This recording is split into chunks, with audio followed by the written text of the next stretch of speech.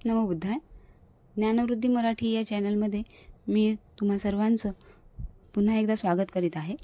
मागील भागामध्ये आपण बघितलं की सिद्धार्थाने देशत्यागाची तयारी केलेली आहे, कारण की त्याच्यासमोर 3 पर्याय ठेवण्यात आले आणि त्या पर्यायांपैकी त्याला 2 पर्याय हे अगदीच अमान्य होते, ज्याच्यामध्ये युद्धात सामील होणं आणि दुसरं म्हणजे त्यांच्या कुटुंबियांवर सामाजिक बहिष्कार ओढावून घेऊन त्यांच्या मालमत्तेची जप्ती होऊन देण्यास तयार होणं. हे 2 पर्याय त्याला अजिबात मान्य नव्हते.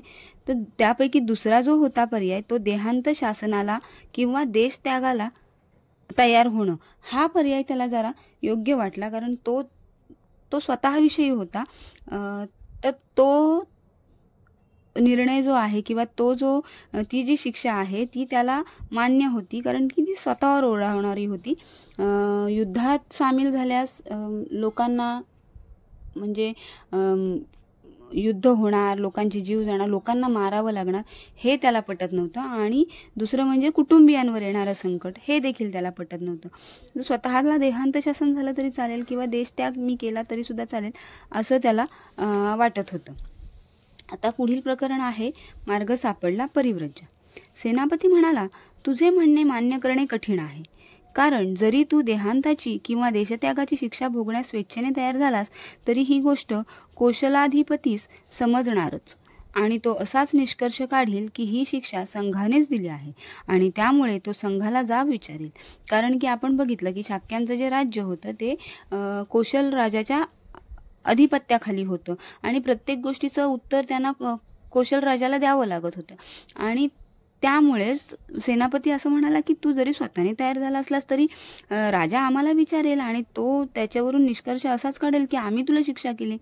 सिद्धार्थ गौतम म्हणाला, हीच जर अडचण असेल तर मी एक मार्ग सुचवितो. मी परिव्राजक होतो आणि हा देश सोडून जातो. तो एक प्रकारचा देशत्यागच होय. परिव्राजक म्हणजे संन्यासी.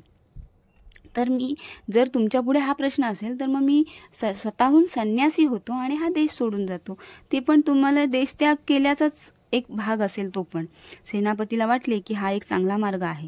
तथापि सिद्धार्थाला हा मार्ग कृतीत उतरवता येईल किंवा काय याबद्दल त्याला अद्यापही शंका होती, कारण की सिद्धार्थ हा राजपुत्र होता आणि त्याला संन्यास घेणं कसं शक्य आहे असं त्याला वाटत होतं सेनापतीला.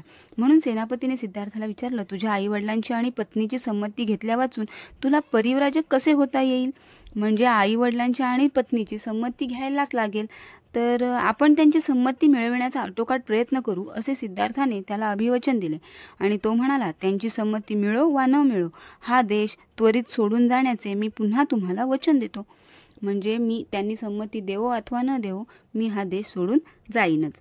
सभेचे कार्य संपल्यानंतर संघसभा विसर्जित होण्यापूर्वीच एक तरुण शाक्य आपल्या जागेवर उठून उभा राहिला आणि म्हणाला, कृपा करून माझं म्हणणं ऐका, मला काही महत्त्वाची गोष्ट सांगायची आहे.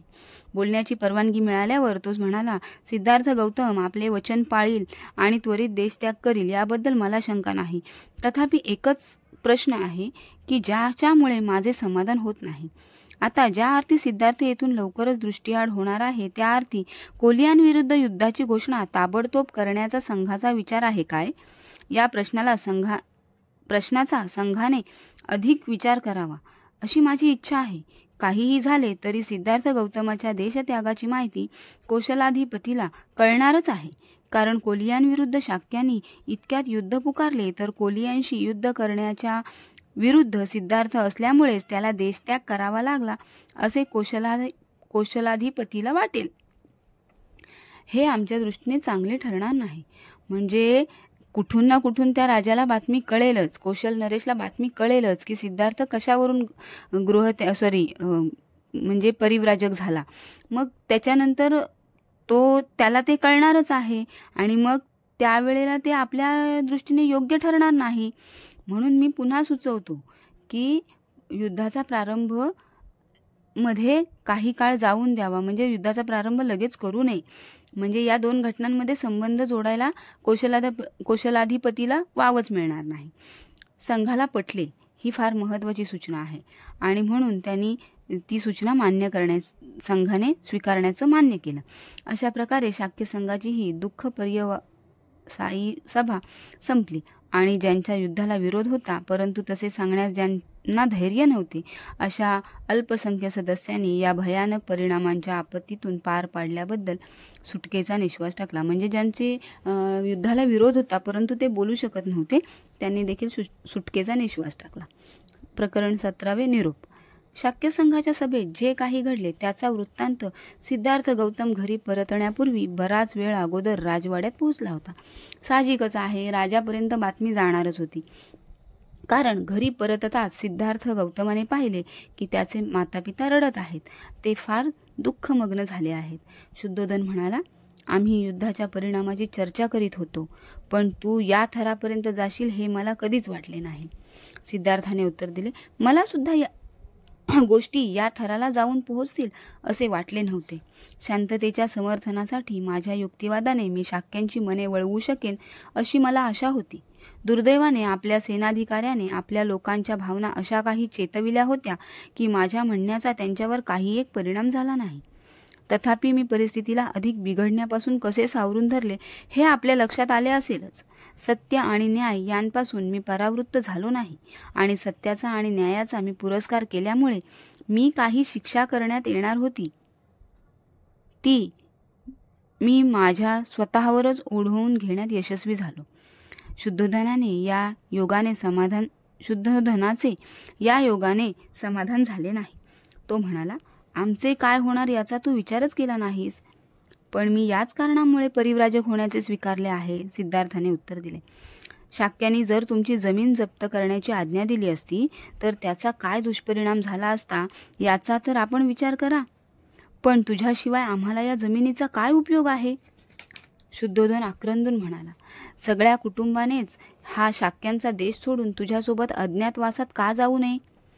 म्हणजे तो राजाला असं वाटत होतं की तू नाही आहेस तर ह्या जमिनीचं, या संपत्तीचं आम्ही काय करू? त्यापेक्षा ती संपत्ती त्यांनी जप्त केली तर करू दे, आपण सगळेच कुठेतरी दूर निघून जाऊ. रडत असलेली प्रजापती गौतमी शुद्धोधनाच्या म्हणण्याला साथ देत म्हणाली, हेच बरोबर आहे. तू आम्हाला अशा स्थितीत टाकून एकटा कसा जाऊ शकतोस? सिद्धार्थ म्हणाला, आई, तू क्षत्रियाची माता आहेस हे तू आजपर्यंत नाही का सांगत आलीस? हे खरे नाही का? मग तू धैर्य धरले पाहिजेस. हा दुःखावेग तुला शोभत नाही. मी रणांगणांवर जाऊन मेलो असतो तर तू काय केले असतेस? तू अशीच रडत बसली असतीस काय? नाही, गौतमी उत्तरली, ते मरण क्षत्रियाला साजेसे झाले असते. पण तू आता अरण्यात जात आहेस, लोकांपासून अगदी दूर हिंस्त्र पशूंच्या सोबत राहण्याकरिता जात आहेस. आम्ही इथे शांततेने कसे राहणार? मी तुला सांगते, तू आम्हाला तुझ्यासोबत घेऊन चल. मी तुम्हा सर्वांना कसा काय बरोबर नेऊ? नंद अगदीच लहान मूल आहे. माझा पुत्र राहुल नुकताच जन्मला आहे. त्यांना येथे ठेवून तू येऊ शकतेस काय? सिद्धार्थाने गौतमीला विचारले. म्हणजे बघ, तुझा गौतमीचा जो मुलगा होता म्हणजे तर तो लहान मूल आहे आणि राहुल तर तान्ह बाळ आहे, नुकतं जन्मलेलं आहे, तर त्यांना टाकून तू माझ्यासोबत येऊ शकतेस काय? याने गौतमीचे समाधान झाले नाही. तिचे म्हणणे होते की आपण सर्वजण शाक्यांचा देश सोडून कौशलाधिपतीच्या संरक्षणाखाली राहण्याकरिता कौशल देशात जाऊन राहू शकू. म्हणजे तिला असं वाटत होतं की हा देशच सोडून जाऊया आपण, हे राजपद वगैरे सोडून जाऊ, जमीन बिमीन काही नको आपल्याला, आपण सगळेजण जाऊ आणि त्या दुसऱ्या राज्यामध्ये राहू. पण आई, सर्व शाक्यजण काय म्हणतील? सिद्धार्थाने प्रश्न केला. याला ते देशद्रोह नाही का समजणार? शिवाय माझ्या परिव्रजेचे कारण कौशलाधिपतीला समजेल असे मी वाचेने वा कृतीने काहीही करणार नाही असे मी वचन दिले आहे. म्हणजे जर तुम्ही असं केलं तर हा देशद्रोहच असेल.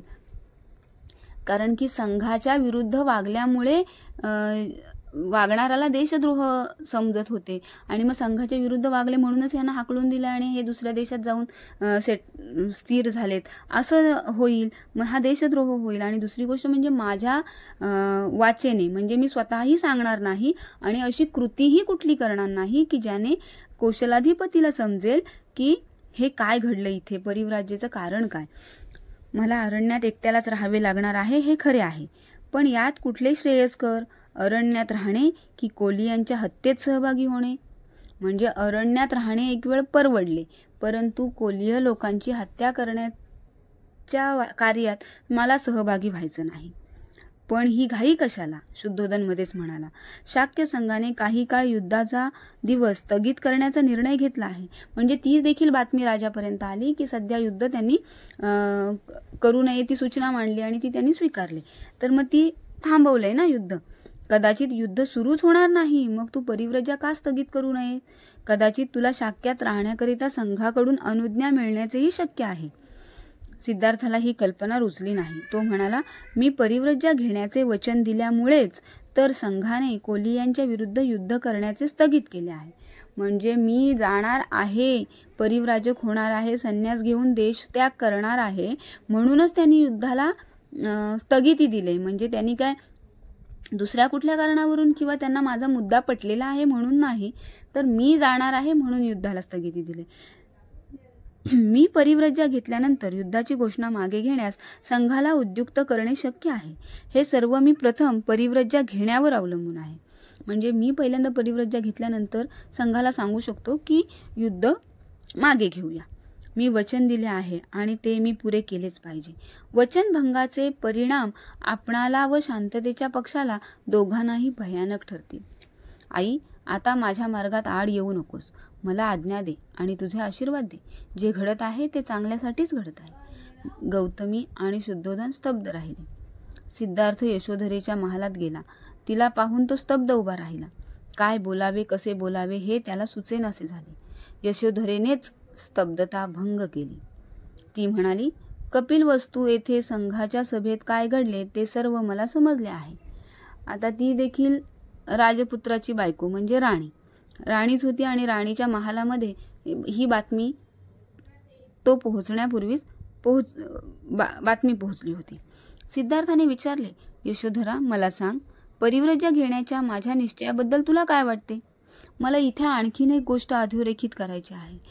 सिद्धार्थ गौतमाविषयी किंवा भगवान गौतम बुद्ध ज्या वेळेला उल्लेख केला जातो, बुद्धाची जयंती साजरी केली जाते, बुद्ध पौर्णिमा म्हणून साजरी केली जाते, त्यावेळेला हमखास बुद्धचरित्र सांगताना किंवा पुस्तकांमध्ये, इतिहासाच्या पुस्तकांमध्ये शिकवताना नेहमी हा उल्लेख केला जातो की सिद्धार्थ गौतमानी अर्ध्या रात्री घर सोडलं, ज्या वेळेला आई बापाला माहिती नाही किंवा बायकोला माहिती नाही. मुलगा झोपलेला असताना त्यांनी त्याला फक्त लांबून पाहिलं आणि त्याने पाठ फिरवून गेला.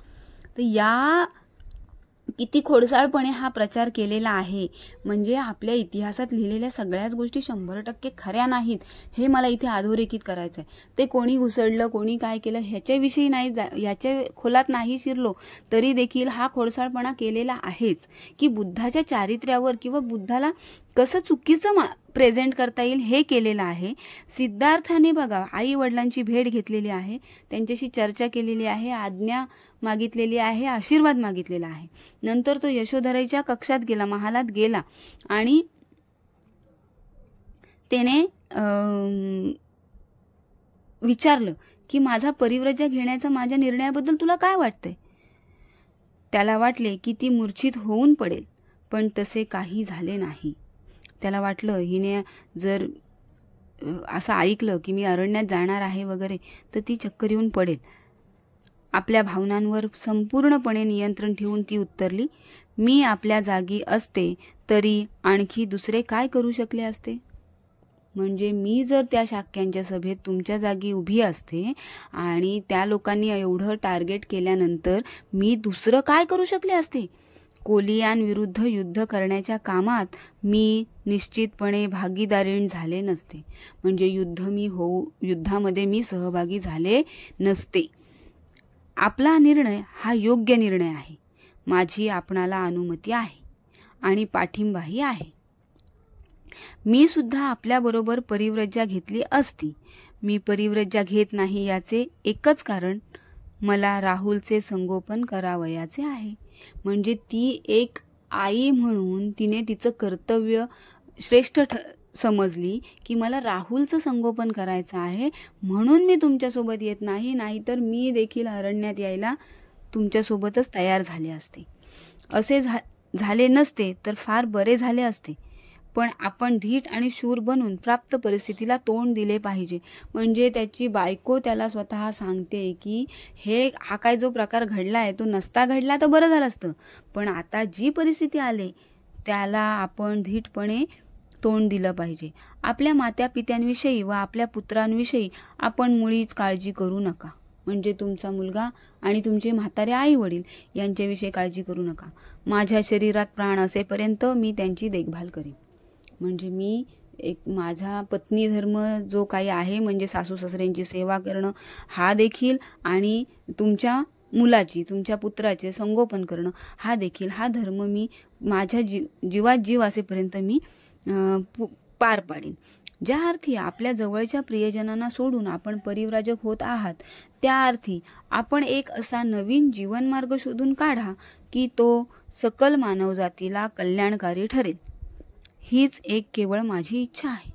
म्हणजे तुम्ही एवढ्या तुमच्या प्रिय व्यक्तींना, म्हणजे आई वडील तुमचे, बायको आणि मुलगा, भाऊ यांना सोडून तुम्ही ज्या अर्थी संन्यास घेण्याचा विचार केला आहे, त्या अर्थी तुम्ही एक असा जीवनमार्ग शोधून काढा की तो सकल मानवजातीला कल्याणकारी ठरेल.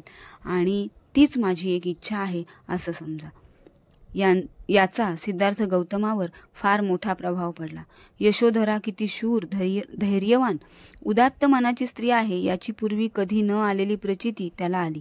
आणि अशी पत्नी लाभल्याबद्दल आपण किती भाग्यवान आहोत ही भावना त्याला आली. म्हणजे इतकी धीराची बायको आहे माझी, शूर आहे, शूर मनाची आहे, तर मी किती भाग्यवान आहे की मला अशी बायको मिळाली. आणि अशा पत्नीचा व आपला वियोग दैवाने कसा घडवून आणला याची त्याला प्रथमच कल्पना आली. म्हणजे इतकी चांगली सुशील बायको असताना तिचा आणि माझा वियोग, म्हणजे विरह आमच्यामध्ये का दैवाने घडवून आणला असेल, हे त्याची कल्पना आली. आणि त्याला ते कसं असह्य झालं. त्याने राहुलला आणण्यासाठी तिला सांगितले. म्हणजे बघा, राहुलला आणण्यासाठी सांगितले. त्याने पित्याच्या वात्सल्य दृष्टीने त्याच्याकडे पाहिले आणि तो निघून गेला. म्हणजे त्याने राहुलला जवळ घेतलं, वात्सल्य दृष्टीने पाहिलं त्याच्याकडे. म्हणजे यशोधरेने देखील हे बघितलं की त्यांनी जाता जाता राहुलाला बघितलेलं आहे, तोंड बघितलेलं आहे किंवा त्याला जवळ घेतलेलं आहे. हे सगळ्या घटना, हे प्रकरण मला मुद्दाम अधोरेखित करायचं आहे की हे सगळ्या घटना घडलेल्या आहेत ना, या स्किप केलेल्या आहेत इतिहासातून. आणि ते मुख्य कारण आहे. ॲक्च्युली कसं आहे, बुद्धाची ही एक प्रकारे बदनामीच आहे की तो अर्ध्या रात्री पळून गेला वगैरे, म्हणजे त्याला संसार करायचा नव्हता किंवा काय. तर असं नाही आहे. कारण काय घडलं, तो का गेला, त्याची काय मजबुरी झाली, कुठल्या कारणास्तव त्यांनी ते घर सोडलं. आणि घर म्हणजे घर नाही, राजवाडा, राजपद, अक्षरशः त्यांनी एवढी मोठी म्हणजे भरपूर मोठी इस्टेट, प्रॉपर्टी आणि एवढं मोठं कुटुंब. कारण त्याला 4 चुलते होते, 2 आत्या होत्या, हे आपण मागील प्रकरणात पण पाहिलेलं आहे. एवढं मोठं त्याचं कुटुंब होतं आणि त्याचा बाप स्वतः राजा होता आणि हा युवराज होता. असं असताना देखील ते सगळं सोडलं. कुणी स्वखुशीने सोडत नाही, काहीतरी त्याच्या मागे कारण असतं. आणि तेच कारण काय होतं ना, हे महत्त्वाचं कारण आहे. आणि ही सगळी ह्या अख्ख्या बुद्ध चरित्रामधली अत्यंत महत्त्वाची गोष्ट आहे, जी की कधीच पुढे आलेली नाही. आता हे पुस्तक वाचण्याचा वर्षावासानिमित्त कार्यक्रम ठिकठिकाणी प्रत्येक बुद्धविहारामध्ये केला जातो. आणि त्यामुळं हे लोकांना माहिती आहे, बऱ्यापैकी लोकांना माहिती आहे. पण बऱ्याचशा लोकांना हे माहीत नाही. कारण आम्ही देखील लहान असताना हेच शिकलो. आमचे आई वडील लहान असताना देखील हेच शिकले की अर्ध्या रात्री घर सोडून पळून गेला. मग तो असमर्थ होता कुठल्या गोष्टीसाठी म्हणून पळून गेलेला नाही. तर तो का पळून गेला? पळून नाहीच गेला तो. त्यांनी मानासन्मानातच परिव्रज्या घेतलेली आहे. आता पुढील भाग जो आहे तो आपण बघणारच आहोत की गृहत्याग. त्यांनी गृहत्याग कशा पद्धतीने केलाय हे आपण बघणार आहोत पुढील ह्याच्यात. आणि ते जे प्रकरण आहे ते प्रचंड जनसमुदायासमोर त्याची जेवढी प्रजा होती, म्हणजे राजपुत्राच्या आधिपत्याखाली जेवढी प्रजा होती तेवढ्यांच्या देखत त्यांच्या समोर त्याने परिव्रजा घेतलेली आहे. हे आपण पुढील प्रकरणात बघणारच आहोत.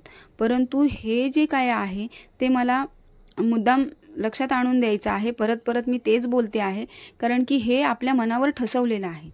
आणि लोक देखील हे हास्यास्पद रीतीने जेव्हा बुद्धाच्या विषयी विचार करतात किंवा बुद्धाच्या विषयी चर्चा करतात ना, तेव्हा बोलतात हा अर्ध्या रात्री पळून गेलेला आहे. तर तो तसा अर्ध्या रात्री पळून गेलेला नाही. चित्ररूप बुद्धाच्या चरित्रामध्ये देखील असंच दाखवलेलं आहे की राहुल आणि यशोधरा झोपलेत, पाठीमागून येऊन बुद्ध बघतोय, पडदा सरकवून बघतोय आणि मग तो निघून जातोय. असं नाही, बिलकुल नाही. आता हे प्रकरण मी मुद्दाम वर्ड टू वर्ड वाचून दाखवलेलं आहे, जेणेकरून माहिती व्हावं की पुस्तकात काय लिहिलंय आणि चरित्र मध्ये काय, त्यांच्या ॲक्च्युअल लाईफमध्ये काय घडलेलं आहे. तर आजचा भाग कसा वाटला हे तुम्ही मला आवर्जून कमेंटमध्ये कळवा. व्हिडिओ आवडला तर प्लीज शेअर करा, जेणेकरून ही जी माहिती आहे ती बऱ्याच लोकांपर्यंत पोहोचेल आणि सत्यता जी आहे ती लोकांसमोर येईल. तर आजचा भाग हा इथेच थांबवते. थँक्यू.